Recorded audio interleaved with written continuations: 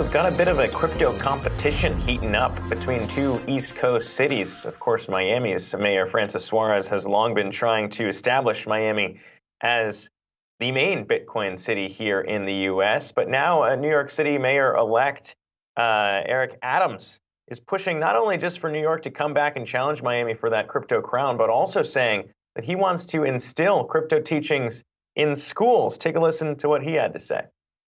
Cryptocurrency is a new way of paying for goods and services throughout the entire globe. And that is what we must do. Open our schools to teach the technology and teach this new way of thinking when it comes down to paying for goods and services. So, Karina, you got a lot of people in the crypto community pretty jazzed about this idea because New York, the state, historically has not been a great place to operate if you are a crypto company. BitLicense, a lot of people have attacked that in terms of restricting and making it costlier for crypto companies and exchanges, custody agents here to operate in the state. So if you got a mayor out here who's saying we should be teaching it in school, maybe some of those changes could be coming through. Yeah, absolutely. And he says he wants to make a pipeline for more talent. Obviously, it's one of those high-end paying jobs if you can get into it. So it's good to start early. And he's really putting his money where his mouth is, right? Because he said his first 3 paychecks, he'd like to get them in Bitcoin. So he's really trying to make an effort. He also said that he would look at whether New York City businesses could start accepting Bitcoin, and said he would really look at that quite carefully because it is the wave of the future. It is the way people are going to be making payments in the future. But he wants to get it right, and he wants to build a crypto-friendly city. Yeah, I mean, it's been interesting to see Mayor Suarez down in Miami I think a lot of people pointed out that was a lot of his push, not only crypto, he's been trying to attract a lot of tech entrepreneurs and tech companies down to Miami as well. To increase, I suppose, the tax base there and bring high-paying jobs to his jurisdiction.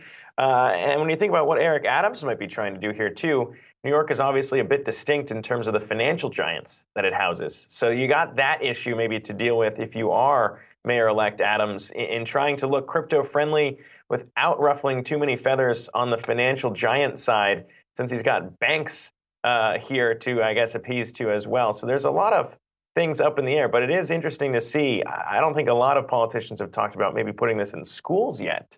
So having that is pretty important.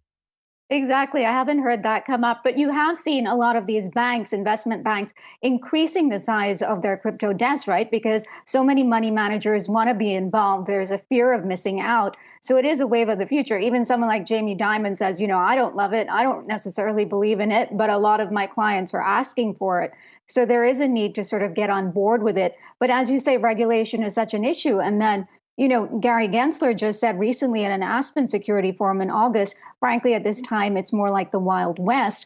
But then congressmen on both sides of the aisle say they're glad that Gensler is starting to talk about it, but they still need to see much more regulation. And who, in fact, is the one who should be the arbiter of that? Is the SEC the right place? There's also the CFTC. Rustin Benham is the incoming chairman of that. And he says that maybe that group should have some sort of say about regulation as well.